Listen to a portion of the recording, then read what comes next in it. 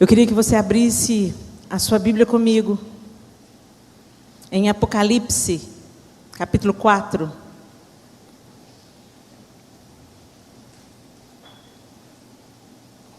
Versículo 11. Apocalipse 4, 11.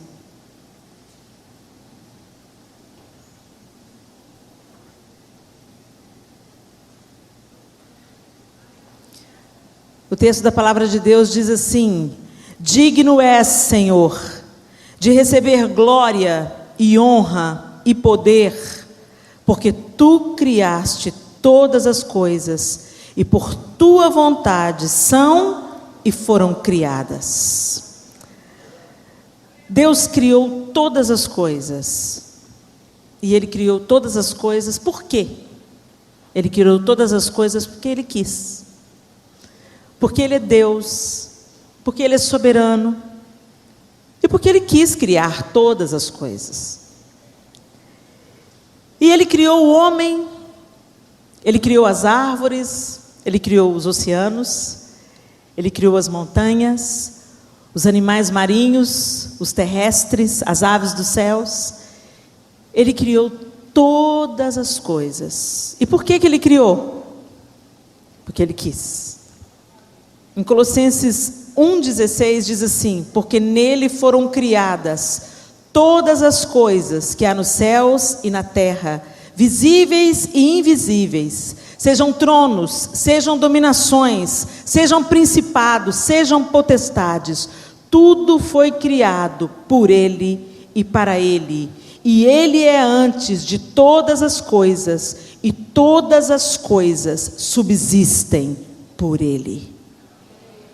Por mais que o homem do século 21 não acredite em Deus, questione a sua existência, tente explicar através da ciência, com suas teorias, a inexistência de Deus, a viva, verdadeira e poderosa palavra de Deus afirma que Ele era antes de todas as coisas, e que todas as coisas subsistem por Ele. Em Romanos 11:36, o mais famoso que a gente conhece: porque dele, e por ele, e para ele, são todas as coisas, glória, pois, a ele, eternamente. Amém. Então, isso ficou bem entendido, não ficou? Deus criou todas as coisas, e todas as coisas subsistem por ele, e por quê? Porque ele quis. O segundo ponto que eu queria ver com vocês: ele fez o homem, e todas as outras coisas, mas Ele criou o homem e a mulher para a sua glória. Em Isaías 43, versículo 6, ele diz assim: direi ao norte, dá, e ao sul, não retenhas. Trazei meus filhos de longe, e minhas filhas das extremidades da terra. A todos os que são chamados pelo meu nome, e os que criei, para a minha glória os formei e também os fiz. Para a glória de Deus não significa que Deus criou o homem para que ele fosse bajulado.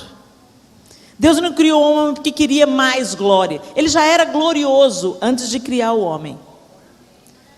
Ele não criou o homem porque ele queria um bando de gente babando ovo, adulando, bajulando, falando: Deus, como é que o Senhor é digno, como é que você é maravilhoso. Não, Ele é.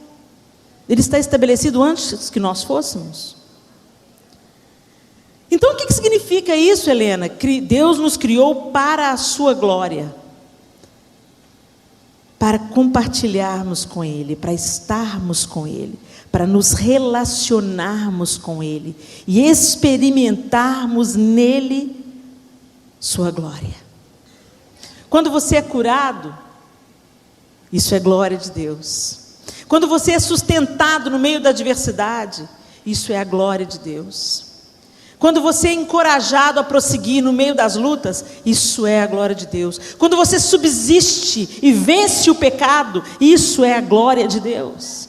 E Deus criou o homem para esse relacionamento pleno, perfeito, essa comunhão absoluta, onde nós usufruiríamos de quem Ele é, da sua bondade, da sua fidelidade, da sua misericórdia, da sua graça, do seu favor, do seu consolo, do seu remédio. Tudo perfeito, uma comunhão perfeita. Foi para isso que Deus nos criou. Mas nós falhamos. E por que falhamos? Nós caímos. E por que caímos? Se Deus nos criou para a sua glória, por que então nós estamos vivendo de migalhas? E quando eu digo de migalhas, eu não estou querendo dizer de um evangelho triunfalista, barato, que diz que eu posso todas as coisas naquele que me fortalece. As pessoas isolam esse versículo, posso todas as coisas naquele que me fortalece, de uma maneira triunfalista, e marcham e poeirão sobe na igreja, eu posso todas as coisas naquele que me fortalece, mas se esquecem do contexto onde o texto foi escrito. Paulo estava preso, sendo açoitado, condenado à morte. E no meio daquela situação ele diz: eu aprendi a estar contente em toda e qualquer situação. Eu posso ter muito e eu posso padecer fome, eu posso todas as coisas naquele que me fortalece. E por que Paulo estava vivendo isso no meio da prisão, da adversidade? Porque Paulo se encontrou, foi reconciliado com a glória de Deus. Então a glória de Deus não significa só dias floridos, dias triunfantes, dias poderosos, não. Por incrível que pareça, né? A coroação da glória de Deus foi Jesus Cristo. Jesus Cristo é o ápice da glória de Deus. E aí, quando a gente olha para Jesus sendo glorificado, Ele foi glorificado justamente quando diante dos olhos do mundo Ele estava perdendo. Quando a gente olha em Filipenses capítulo 2, diz que Ele se esvaziou e subiu à cruz. Mesmo sendo Deus, não julgou por usurpação o ser igual a Deus, mas antes a si mesmo se esvaziou, assumindo a forma de servo. Enquanto o inferno pensava que estava ganhando, na verdade estava sendo despojado, porque foi na cruz que Jesus despojou todo o principado e potestade.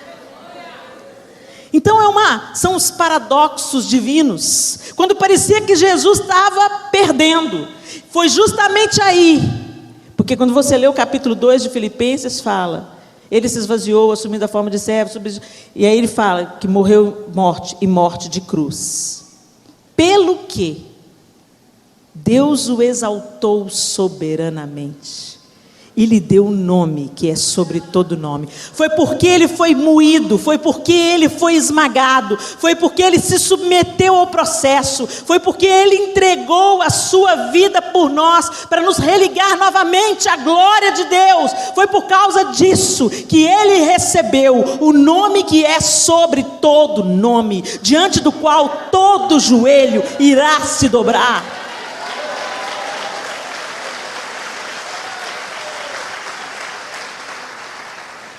Mas aí a gente pensa assim,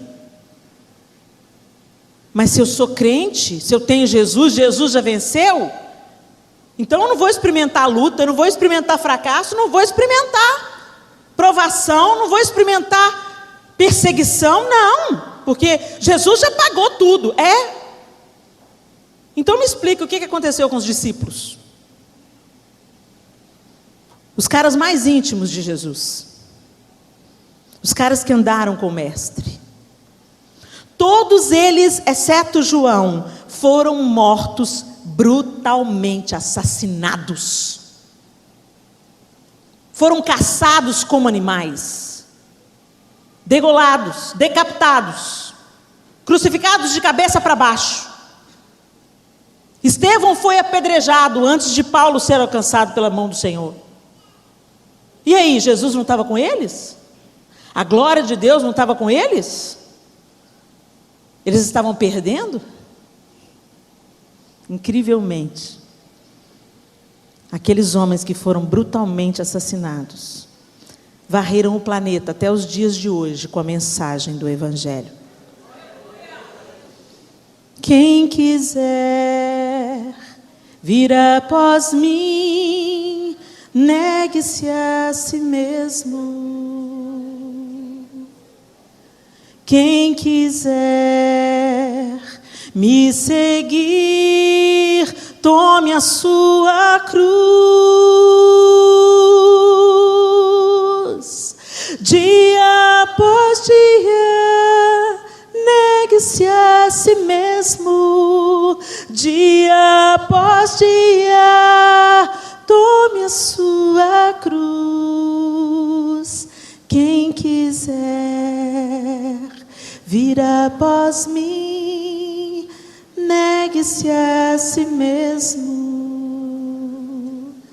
A cruz não é a situação difícil que você enfrenta.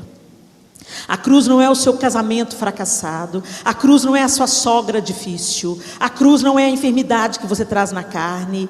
A cruz é quando a vontade de Deus, que é vertical, atravessa a sua horizontal. Mas a gente não gosta da vontade de Deus se sobrepondo à nossa. Isso é fácil da gente falar no nosso discurso e nas nossas canções. Mas quando o Senhor fala para a gente dar a túnica e também a capa, andar a segunda milha para quem te obriga a andar uma, oferecer a outra face quando te batem. Isso é bonito na Bíblia, no discurso, mas na prática somos orgulhosos, competitivos, arrogantes, queremos ter a última palavra e queremos inclusive usar da nossa fé para pisar no pescoço do outro. Em nome de Jesus, a gente põe a Bíblia debaixo do braço, passa perto de um travesti de todo tamanho e fala: misericórdia, sangue de Jesus tem poder, sela com salvação, Senhor. A única vez que eu vejo Jesus sendo ríspido, sendo duro, sendo enfático, sendo sem paciência, é com gente que tem discurso, mas não tem prática. É com fariseu, que tem o discurso certo, que tem o verniz certo, que é tido como bênção, como guardador da lei, mas que não entram no reino dos céus e nem deixam quem precisa entrar. E nós estamos vivendo dias que as coisas estão se afunilando, a peneira está passando, e quem não se encher da glória de Deus não vai permanecer, porque nós fomos criados para a sua glória. Só que nós pecamos. E por que nós pecamos? Por que nós fracassamos? Por que nós nos separamos? Fomos separados da glória de Deus. Porque nós amamos nós, feitura de homem, do que a glória de Deus. Nós amamos mais a glória dos homens do que a glória de Deus. E isso não se dá só na questão da idolatria, não, gente. Não se dá só na questão da imagem de escultura, não. A gente vive falando dos católicos, né? Porque vão tudo para o inferno, porque todo mundo adora Maria. Bom, pelo menos eles adoram Maria, e aquele que está buscando genuinamente, Deus irá trazer a revelação da verdade, porque aquele que busca a Deus não ficará na ignorância. Só fica na ignorância quem quer, porque a Bíblia está aí para ser lida, e é clara. E inclusive a Bíblia fala: o meu povo perece porque falta conhecimento. Aquele que busca a Deus, que quer Deus e conhece a Deus, terá a revelação da verdade de Deus. Agora, dura coisa é quando a gente, com a trave de todo tamanho no nosso olho, fica: lá, tá vendo? A idolatria do outro. Eles adoram o que santificaram. Nós adoramos o carro, o status, o título, o emprego, o dinheiro, o cantor pop gospel, o pastor ungido, o missionário revelação. Colocamos outros deuses no lugar de Deus. O pessoal chega para mim e fala: Helena, você é uma benção. Vai viver comigo para ver?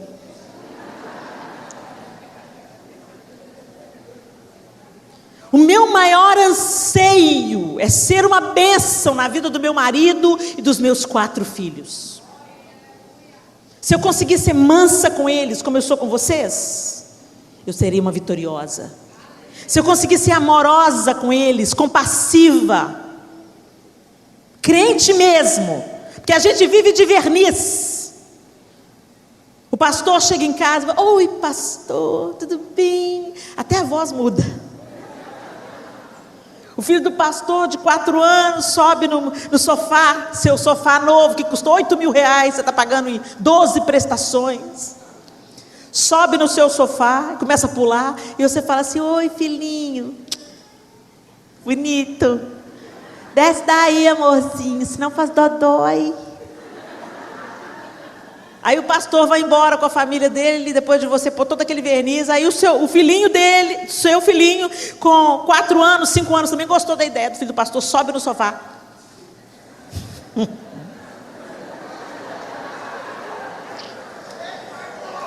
Desce daí agora, menino, você sabe quanto custou esse sofá? Não é assim?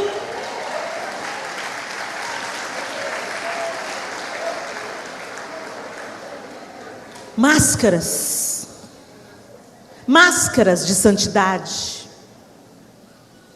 Na igreja uma bênção, no trabalho é o cão chupando manga. A saia na igreja é para baixo do joelho, na faculdade só Jesus na causa. Crente, 2 personalidades. Não tem 2 não, deixa eu te dizer, você tem uma. Você está enganando, é você mesmo. Engrossando as fileiras daqueles que ouvirão: mas Senhor, em teu nome profetizamos, em teu nome curamos enfermos, expelimos demônios. Gente, essa palavra é para crente pentecostal. Porque quem expele demônio em nome de Jesus é crente pentecostal. Quem cura enfermo em nome de Jesus é crente pentecostal. E quem profetiza é crente pentecostal. Essa palavra é para nós. Ou seja, muito mover e pouco mover, pouco caráter transformado, pouca glória de Deus. A gente ama mais a glória dos homens, a gente ama mais os nossos lugares na igreja, a gente ama mais os instrumentos. Até as nossas canções hoje falam mais da gente mesmo. Saudade do tempo que a gente cantava: grande é o Senhor e muito digno de louvor, na cidade do nosso Deus, seu santo monte, a alegria de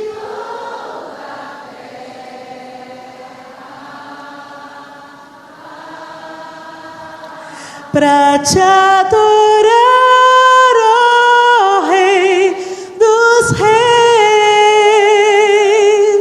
foi que eu nasci, ó Rei Jesus. Meu prazer é te louvar, meu prazer é estar nos átrios do Senhor. Meu prazer é viver na casa de Deus, onde flui o amor.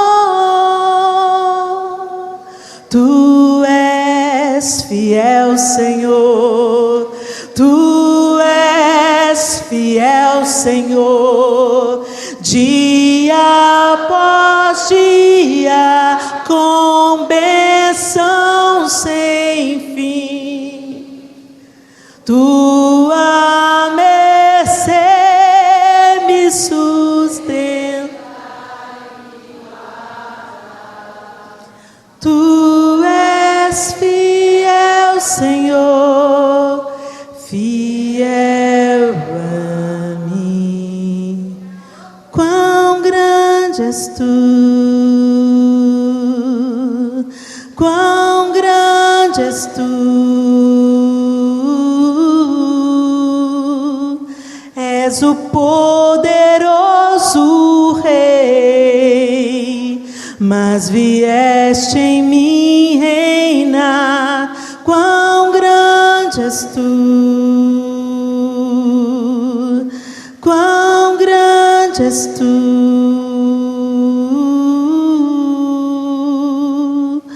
tudo que há em mim quer te louvar. Digno é o Cordeiro que foi morto,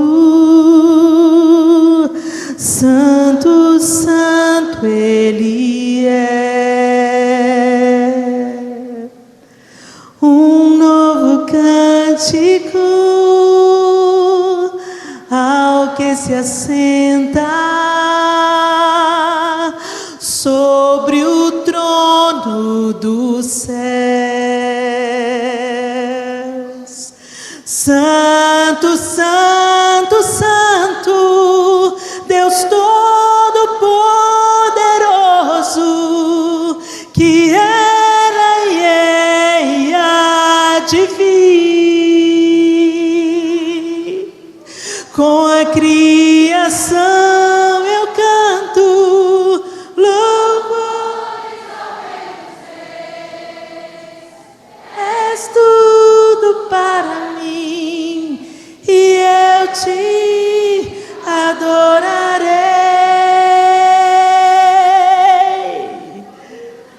Nós temos que voltar a colocar Cristo na centralidade do cristianismo. O Senhor é digno. O período do louvor não é para o nosso entretenimento.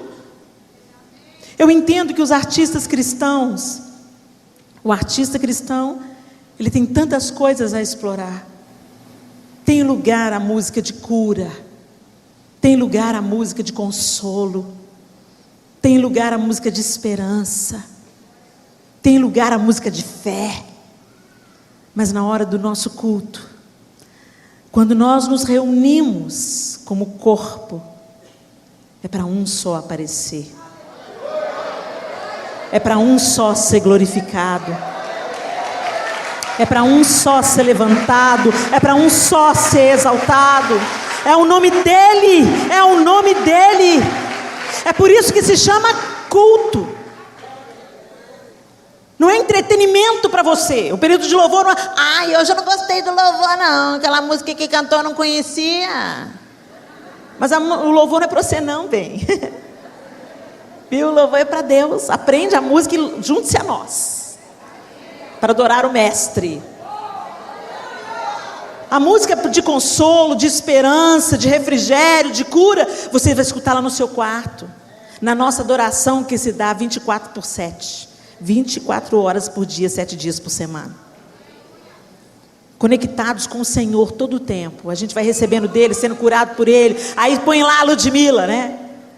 Recebe a cura. Aí você está assim meio caidinho, depois o ministério dela te dá aquela, isso mesmo, eu vou, bora. Aí você escuta a Nívia, né? Tu és o mesmo para sempre. Aí te levanta. Você escuta o Fernandinho, escuta a Ana Paula, e escuta o Thales, e é isso aí, escuta no seu carro, escuta na sua casa, e é encorajado, e é curado, e é transformado. Mas na hora do culto, o nome do Senhor é magnificado. É o nome dele que nós devemos adorar. Não trocar a glória de Deus pela nossa própria glória. Sabe a frase mais importante de Ele me ama? A palavra mais importante nessa frase é Ele, e não me ama. O povo fica, me ama. Está sabendo disso agora? A Bíblia já falou, mas Deus prova o seu amor para conosco, por ter Cristo morrido na cruz, sendo nós ainda pecadores. Se você sabe que Ele te ama, quando você é alcançado por esse amor, quando você é curado por esse amor, você se torna uma pessoa diferente. Mas quando você canta, chora e sai e continua vivendo a mesma vida, foi só emoção. E isso está acontecendo nos nossos dias, gente. Nós não podemos viver pelas nossas emoções, nós temos que viver pela verdade da palavra de Deus. Isso também é amar mais a glória de coisas corruptíveis, é trocar a glória incorruptível de Deus por coisas corruptíveis. Quando a gente ama o nosso ego, quando a gente precisa de Deus ficar falando, eu te amo, eu te amo, eu te amo. Ô Senhor, se você me ama mesmo, manda o profeta ligar para mim. Abra a Bíblia.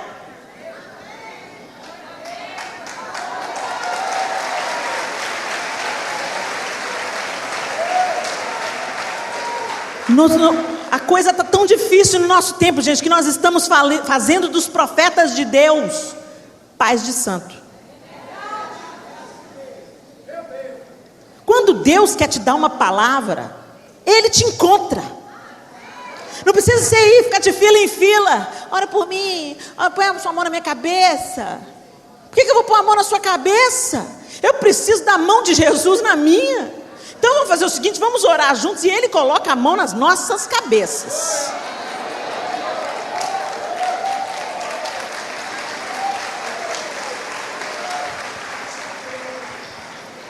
Não ame mais a glória do homem do que a glória de Deus.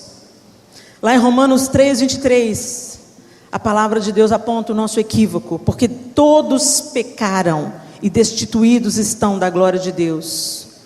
Nos separamos de Deus, como está descrito em Romanos 1:21. Porquanto, tendo conhecido a Deus, não o glorificaram como Deus, nem lhe deram graças. Antes, em seus discursos, se desvaneceram, e o seu coração insensato se obscureceu. Dizendo-se sábios, tornaram-se loucos, e trocaram a glória do Deus incorruptível por semelhança da imagem do homem corruptível, e de aves, e de quadrúpedes, e de répteis. O pecado se originou por nós substituirmos a satisfação em Deus em outras satisfações. Por isso que eu disse que não é só uma questão de idolatria, de imagem, ou de adorar coisas, mas adorar até o que a gente sente. Por que a pessoa não consegue sair da mentira, a pessoa não consegue sair do sexo antes do casamento, a pessoa não consegue sair do adultério, a pessoa não consegue abandonar o homossexualismo? Por quê? Porque ama mais o próprio desejo. Troca a glória incorruptível de Deus pela glória corruptível do homem. É por isso que a gente vive acorrentado a pecado. Porque a gente, na verdade, embora Jesus tenha reconstruído o caminho, a gente não voltou para a glória de Deus. A gente veio na frente, fez uma oração. Oh Jesus, eu te recebo como meu único e suficiente Salvador. Amém, amém. Tem alguém ligado aí. Mas a gente continua vivendo a mesma vida. A gente muda de igreja, a gente muda de religião, a gente muda de verniz, muda a roupa, desce a saia, sobe o decote, cresce o cabelo, fala o crentez fluente, misericórdia, sangue de Jesus tem poder, está queimado, está amarrado, mas por dentro, somos exatamente a mesma pessoa. Converter significa o seguinte: você está andando num caminho de morte, aí você se encontra com Jesus. Jesus, eu preciso de Ti. Tem gente que fala assim, preciso de Ti. Falou? Valeu. Então, ó, me liga. Alô? Te amo, hein, Jesus? Te amo. Me ama também, hein? Tchau. Você se encontra com Jesus e Ele fala assim: Helena, você está indo para o lugar errado. Há caminhos que ao homem parece ser bom, mas no final são caminhos de morte, Helena. Onde você está andando, você vai para a morte, Helena. E eu te criei para a glória, eu te criei para a vida, vida em abundância. Vem comigo. Ah, Jesus, mas aqui está tão gostoso. Mas vai te levar para a morte, Helena. Vem comigo. Ah, mas eu não consigo, esse caminho aí é mais difícil, é estreito. É estreitinho. Olha lá aquela porta. Ah, não, Jesus, eu estou gordinha, não vou passar lá não. Vem comigo. Vem comigo. Enquanto você anda comigo, eu vou te transformando. De fé em fé. De glória em glória. Até ser dia perfeito.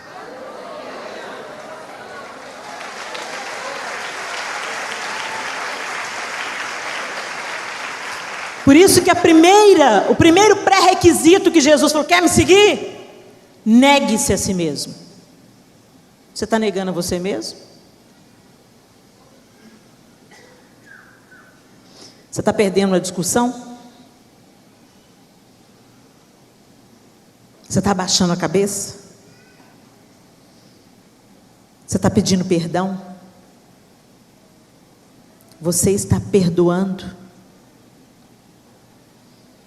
Você está se tornando uma pessoa melhor do que você era antes? Ou você acha assim, não, Jesus já me transformou, sou nova criatura.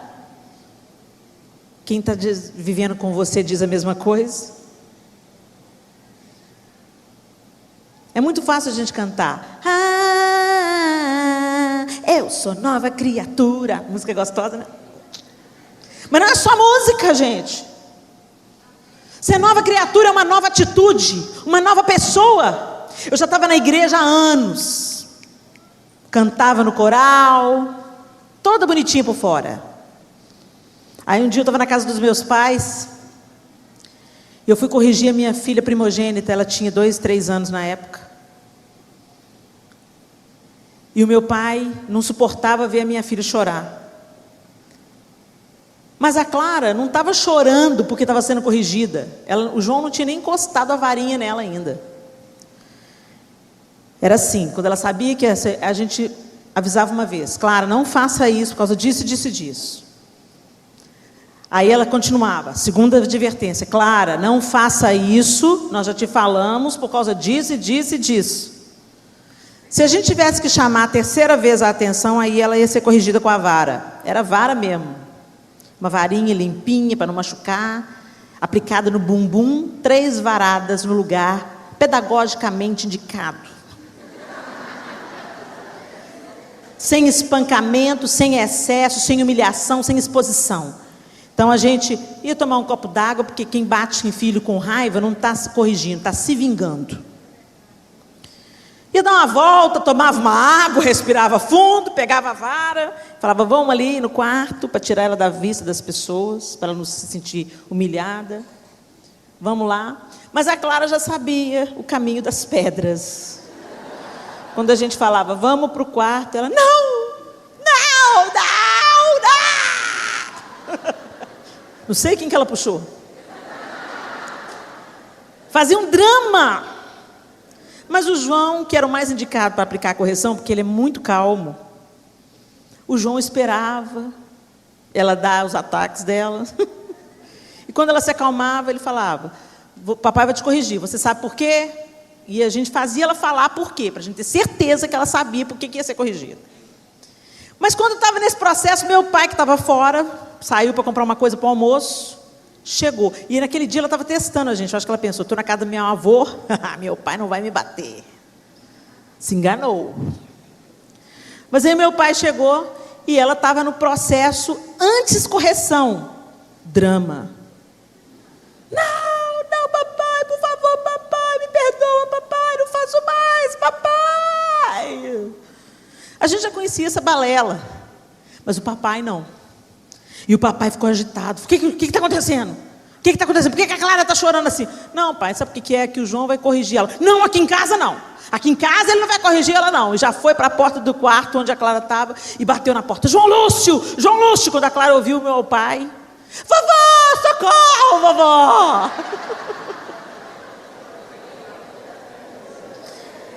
Aí foi aquele banzé. E aí eu fiquei indignada. Aí a Eva levantou. E eu fui para cima do meu pai. Pai, não se meta! Ela tem que ser corrigida sim. Não se mete, o senhor não é pai dela.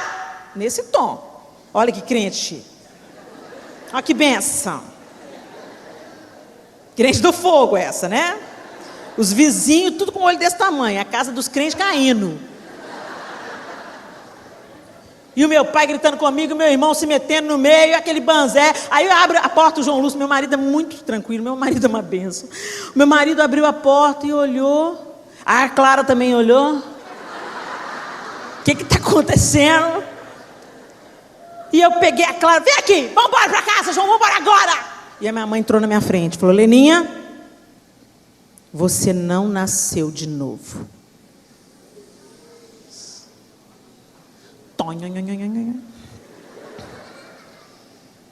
Meu Deus, se ela tivesse me dado um tapa na cara, ia ter doído menos. Como não nasci de novo? Virei a malévola, né? E eu fui para casa. Você não nasceu de novo. Você não nasceu de novo. Você não nasceu de novo. Mas eu estou na igreja há tanto tempo. Você não nasceu de novo. Mas eu já canto no Diante do Trono. Você não nasceu de novo.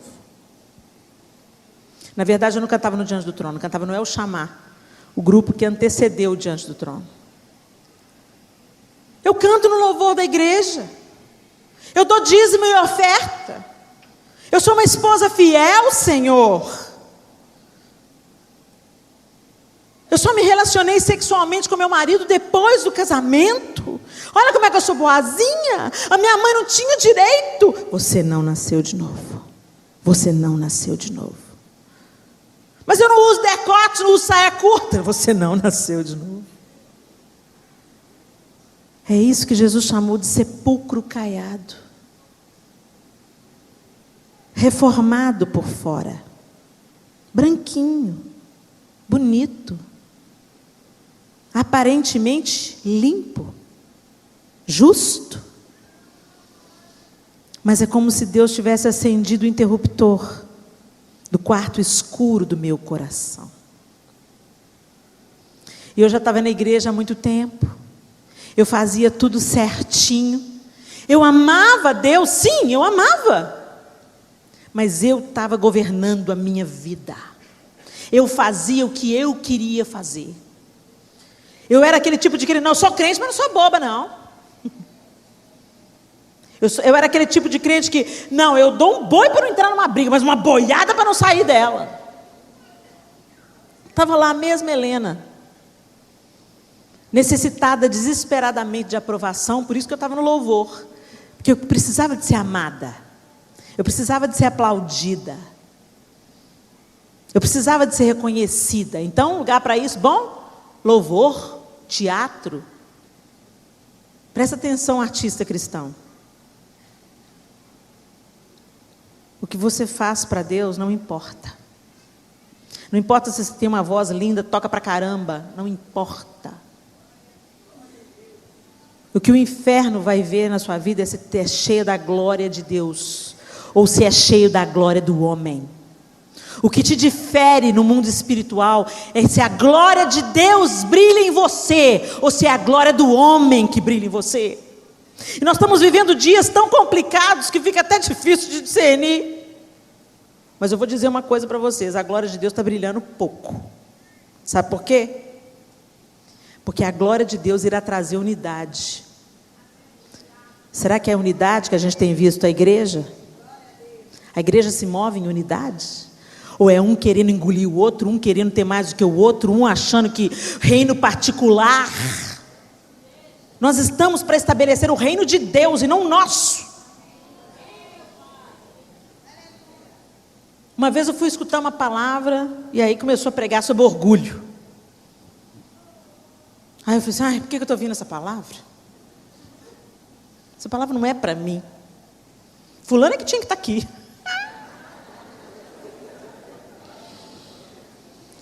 E o pregador foi falando, e aquela palavra foi ficando indigesta, eu fui achando o cara tão chato. Talvez você esteja aí achando chata, né? Ô, glória a Deus. Eu via para incomodar mesmo. Eu prefiro te incomodar do que te ver ir para o inferno cego, surdo, mudo e retardado.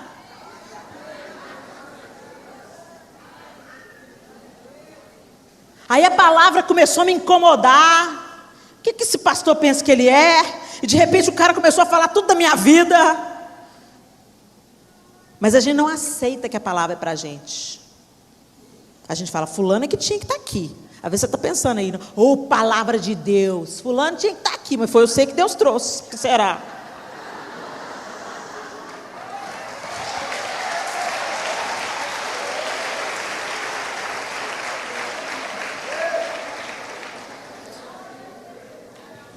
Muito bem, presta atenção nesse versículo, gente, de Romanos, que eu acabei de ler, Romanos 1, 21, 22 e 23. Porquanto, tendo conhecido a Deus, não o glorificaram como Deus, nem lhe deram graças, antes em seus discursos se desvaneceram, e o seu coração insensato se obscureceu, dizendo-se sábios, tornaram-se loucos, e trocaram a glória do Deus incorruptível por semelhança da imagem do homem corruptível. Mas aí veio Jesus.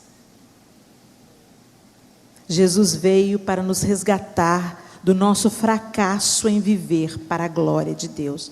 Tem gente que pergunta, mas por que Jesus veio? Para me salvar de quê? O carnaval está tão bom, veio me salvar de quê? A gente fala, Jesus te ama, Jesus quer te salvar. Salvar de quê, minha filha? Eu estou muito bem. Salvar do fracasso de viver para a glória de Deus. Porque esse bem que você está vivendo aí agora, ele é temporário, amor. E no dia do deserto, que chega para todo mundo, filhos e não filhos. No dia do deserto, se você não é filho, você passa sozinho e morre no meio dele.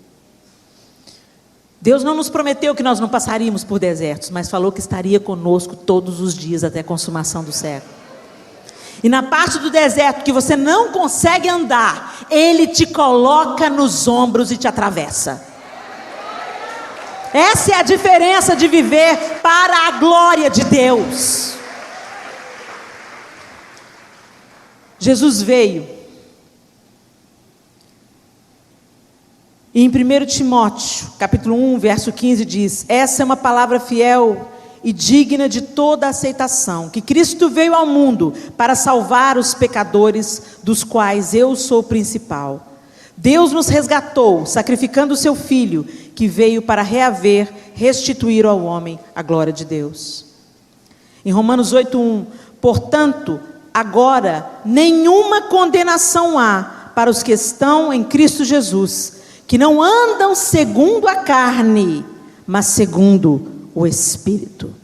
É impossível você falar, eu estou em Cristo, e continuar andando na carne, continuar satisfazendo as suas vontades, porque quanto mais em Cristo você está, você vai rompendo com as amarras do pecado. Não é uma coisa que você consegue pelo esforço próprio. Essa que é a diferença que as pessoas, por isso que os pastores, bispos, continuam ouvindo nos gabinetes aquelas histórias de arrepiar os cabelos, dentro da igreja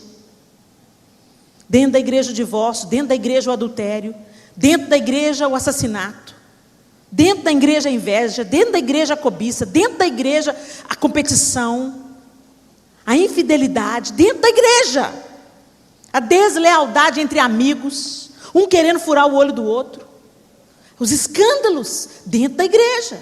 Por quê? Porque é uma igreja destituída da glória de Deus, é uma igreja desviada.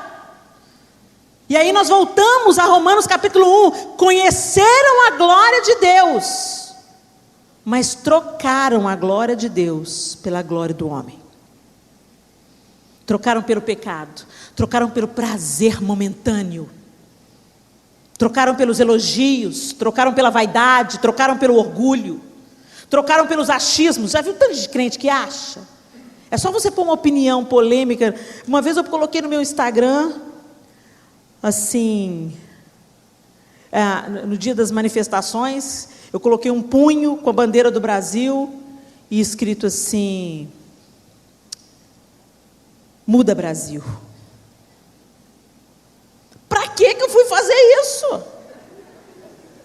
Um tanto de crente me malhou. Você pensa o quê? Você tem que orar pela presidência. gente, peraí, gente, eu citei o nome de alguém aqui, eu insuflei o ódio a alguém, eu falei mal de alguém aqui, eu só falei que eu quero que o Brasil mude. Mas não, todo mundo acha, não, porque eu acho, porque eu penso, porque não sei o quê, para de achar, vai ler a Bíblia e vai seguir a Bíblia. Nossa opinião não leva a gente para o céu, nossa vontade não leva a gente para o céu, nossa carne não leva a gente para o céu, nosso intelecto não leva a gente para o céu. Só quando isso tudo que eu falei aqui é transformado pela glória de Deus e submetido ao senhorio de Jesus Cristo. Ele veio para fazer isso. Ele veio para nos religar de novo com o Pai. Ele veio para restituir a glória de Deus. E como reagimos a essa restituição? Nós confiamos em Jesus? Pela fé nos apegamos a Ele como nossa única esperança? Nós confiamos em Deus, gente? A essência da confiança é a gente estar satisfeito em Deus. Você confia em Deus? Você está satisfeito nele? Quanto tempo você passa na presença dele?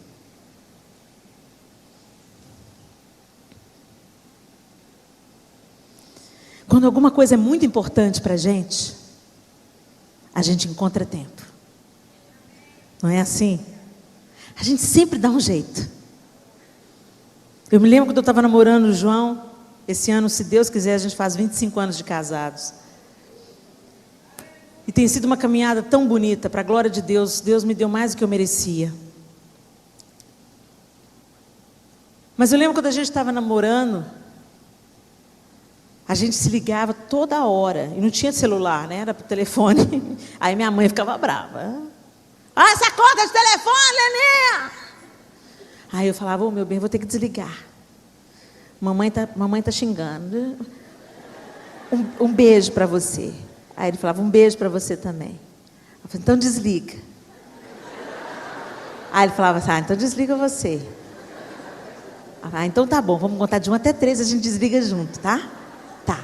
1, 2, 3. Ah, você não desligou. E a mamãe, Leninha! Tá bom, tchau. Por quê? Porque era o João. Meu amor. Mas você acabou de falar com o João, minha mãe dizia. Tem 2 horas que você falou com o João. Mãe, eu estava com saudade. Que saudade, menina! Saudade. Um dia chegou uma carta. Não era e-mail, não tinha SMS, não tinha. Não sou velha. Sou vintage. Aí chegou uma carta. Quando eu abri a caixa do correio, tinha uma carta. João Lúcio Tanuri Júnior. Cheirei a carta, estava cheirosa. Corri para o meu quarto. Chamei meu pai e falei, pai, lê para mim. É isso que eu fiz? O que vocês acham? Chamei meu irmão mais velho. Ô Wagner, lê a carta do João para mim. Lê. Mas com todas as entonações. Foi? Por quê? Porque, meu amor, eu quero ouvir o que ele tinha a dizer para mim, sem compartilhar com ninguém, ficar só nós dois. Mas é isso que a gente faz com Deus. Deus deixou as cartas de amor para a gente. Mas a gente quer ouvir através do profeta. A gente quer ouvir através da Helena. Quer ouvir através do pastor, do bispo. Pastores, bispos são instituídos por Deus para conduzir o rebanho, para ajudar na condução do povo, mas eles não substituem Deus. Mas você quer ter um relacionamento com Deus só através do pastor, então você só conversa com Deus no domingo. Não sabe adorar sem pôr um CDzinho. Tem que ter, sabe? Tem que ter alguém para ajudar. Só dança diante de Deus quando está em grupo. Você já dançou para Deus só para Ele ver? Se você não dançou, você não sabe o que você está perdendo. Gostoso demais. Dançar com Deus, dançar para Ele, ser dele. E aí a gente pode cantar de verdade. Eu sou sua e tu és meu. A gente não conta mentira, a gente canta mentira. Quantos crentes cantam o que não vivem? Seja o centro,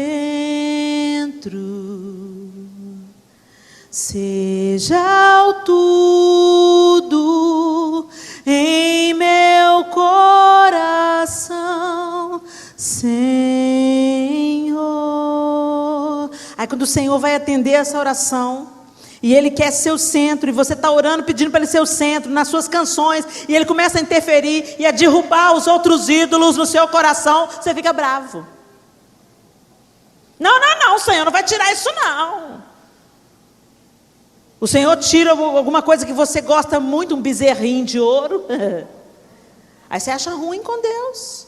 E aí, ou então você pensa que é o diabo, né? É o diabo que se levantou. Gente, o diabo foi despojado na cruz do Calvário. O poder que ele tem de atuar na nossa vida é o poder que nós damos a ele. Tem muito crente carregando o revólver e colocando na mão do diabo e encostando na testa, e falando, pode matar.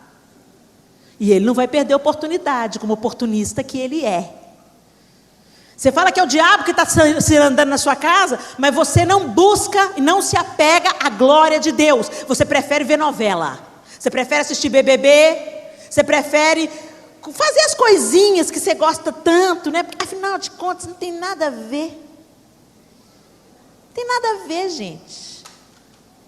Tudo que te rouba Deus, tudo que te impede de florescer, de crescer como cristão, de se tornar uma pessoa cada dia mais simples, mais amorosa, mais parecida com Jesus, é um bezerro de ouro na sua vida. E te destitui novamente da glória de Deus. O Senhor já veio, o Senhor pagou o preço, o Senhor reconstruiu o caminho, o Senhor deixou a porta aberta pelo novo e vivo caminho que se chama Jesus Cristo. Ele rasgou a sua carne e pela sua carne rasgada também se rasgou o véu do templo de alto a baixo. Nós não precisamos de intermediários a não ser de Jesus Cristo, o justo. Ele fez todo o trabalho, mas a gente não entra de volta no Santo dos Santos. A gente continua preferindo as mesquinharias desse século, os joguinhos de poder. O orgulho continua mandando, os achismos continuam no governo. A Bíblia diz que as portas do inferno não prevaleceriam contra a igreja. Sabe o que significa isso, gente? Porta é arma de defesa. Se as portas não prevalecem, é porque a igreja deveria estar atacando o inferno, saqueando o inferno. Eu olho para Atos dos Apóstolos e vejo uma igreja singela, simples, sem templos, mas que o Senhor ia acrescentando dia após dia aqueles que iam sendo salvos. E toda a cidade, eles contavam com a igreja de Atos, contava com a simpatia do povo. Eles eram cheios da glória de Deus. Não tem jeito da glória de Deus estar se manifestando aqui e isso não ser igual mel para abelha, para formiga. Tem jeito. Onde tem uma coisa doce, atrai. Você põe um copo de refrigerante aqui perto de uma colmeia, meu Deus, daqui a pouco você não está suportando ficar ali. É assim que deveria ser a igreja. Muito doce, atraindo as pessoas, e não as nossas estratégias de evangelismo. Glória de Deus, doce de Deus sendo destilado através da vida. Aí você fala assim, é isso mesmo, glória a Deus, a igreja está precisando de ouvir essa palavra. A igreja é você, querido. A sociedade está deformada por causa de uma família que se distanciou de Deus. E não é diferente com a igreja. A igreja está deformada por causa de você e de mim, distanciados de Deus. O dia que o outro, o outro, o outro, o outro, o outro, o outro. Um fogo que vai se alastrar e que vai se manifestar lá dentro do nosso quarto. Eu não acredito num avivamento barulhento. Eu não acredito em grandes ajuntamentos como sinônimos de avivamento. Eu acredito num avivamento onde você vai andar na fila do banco e o povo vai te falar: o que você tem? O que eu tenho o quê, menino? O que eu tenho? Tem alguma coisa que sai dos seus olhos, que exala de você. Eu preciso desse Deus.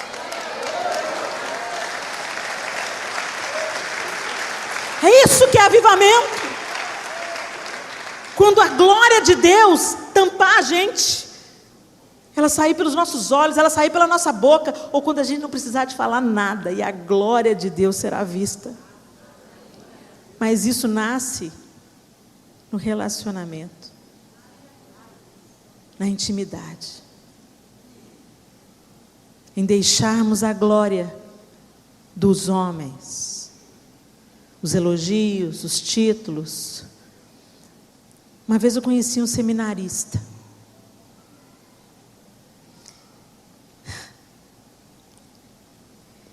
Eu via Jesus nele. Que menino apaixonado por Jesus. E ele era tão gentil, tão doce. Ele ria, era Jesus. Ele brincava, era Jesus. Ele falava, era Jesus. Mas não era, ele não estava falando coisas espirituais. Não, na vida. Conversando assuntos da vida. E eu via Jesus nele. Que menino precioso. A presença de Jesus nele me constrangia. E aí ele era seminarista. Um amor pelas vidas, uma paixão por pessoas. Uma vontade de esvaziar o inferno, uma coisa de Deus. Mas o tempo passou. E ele foi ordenado. Assumiu uma congregação. E só quem é pastor e líder aqui sabe do desafio que é.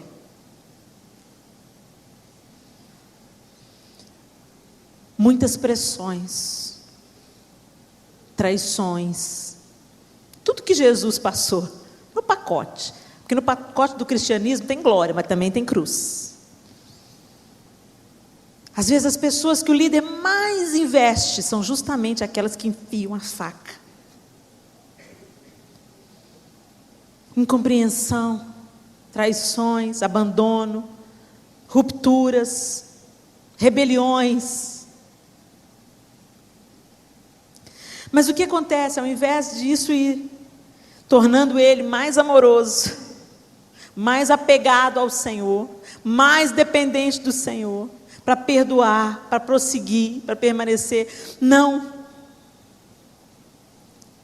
Ele foi deixando aquilo azedar o coração dele. Eu passei uns 5 anos sem vê-lo. E quando eu me encontrei com ele, eu fiquei tão triste. Aquele fogo se apagou. Aquela paixão pelas vidas virou amargor, rigidez. Ele ficou duro. Ele ficou rígido.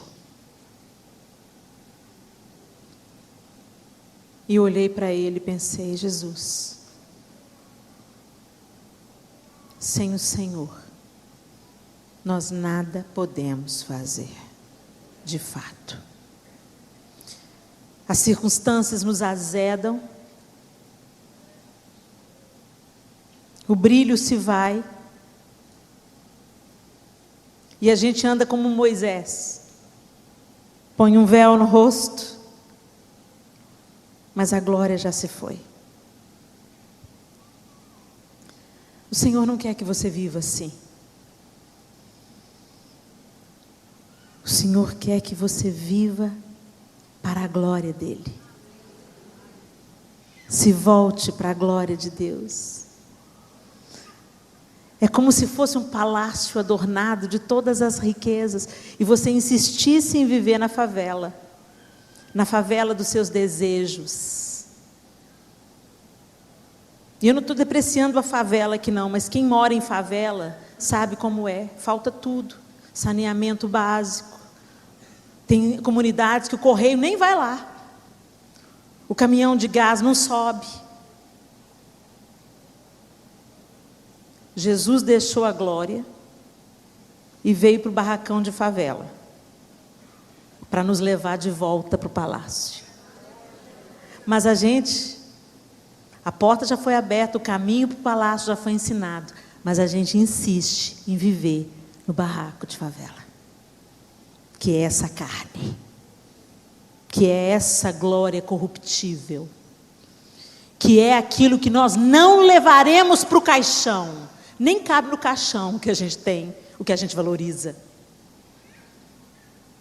Nem cabe no caixão. Feche os seus olhos. Jesus veio para reconstruir o caminho. Ele deixou a porta aberta. E Deus não apenas quer te alcançar com essa glória,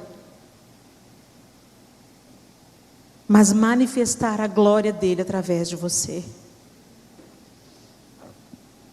Em Romanos 8,19, a palavra de Deus diz assim: porque a ardente expectação da criatura espera a manifestação dos filhos de Deus. Em Abacuque, capítulo 2, verso 14: porque a terra se encherá do conhecimento da glória do Senhor, como as águas cobrem o mar. O plano de Deus não será frustrado. A pergunta é: você vai estar dentro do plano de Deus ou fora dele? E eu termino essa mensagem dizendo o que Jesus disse em João 14:15. Já não vos chamarei servos, porque o servo não sabe o que faz o seu senhor, mas tenho-vos chamado amigos, porque tudo quanto ouvi de meu Pai, vos tenho feito conhecer. Não me escolheste vós a mim, mas eu vos escolhi a vós, e vos nomeei para que vades e deis fruto, e o vosso fruto permaneça. Talvez você tenha vivido a religião.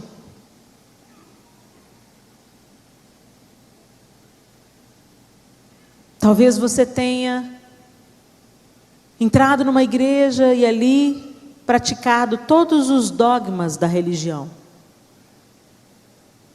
Mas por dentro, você é exatamente como eu estava naquele dia que a minha mãe me disse: você não nasceu de novo. Aquela palavra me incomodou, aquela palavra me deixou indignada, me deixou brava, me deixou cheia de justificativas. Mas aquela palavra produziu vida em mim. Aquela palavra me levou para o arrependimento. Aquela palavra me fez ver que anos na igreja não tinham transformado o meu caráter, que só Jesus podia fazer isso. E Ele faz quando eu ando com Ele. Ele faz quando Ele é a minha prioridade. Ele faz quando eu deixo todas as outras coisas para estar com Ele. Eu não quero estar aqui por obrigação. Eu não quero estar aqui por religião. Eu só quero estar aqui porque te amo.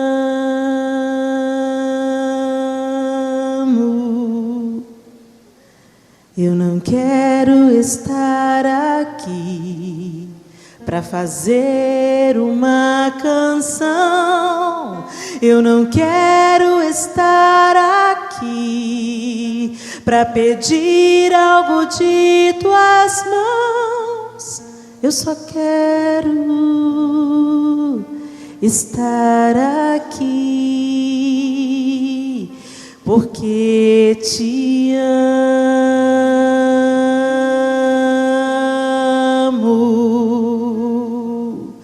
Porque te amo, eu paro todas as coisas. Porque te amo, me prostro diante de ti.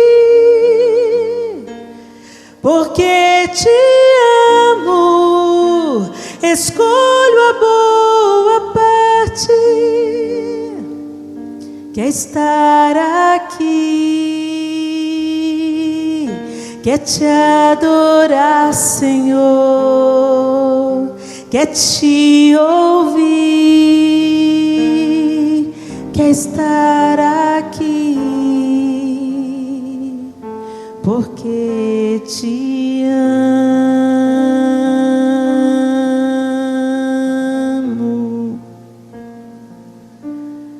Nós te amamos, Senhor, mas nós não queremos te amar só de palavras e canções. Nós queremos te amar com as nossas escolhas, com as nossas preferências. Queremos negar a nós mesmos e encontrarmos-nos na tua glória. Na tua glória, Senhor.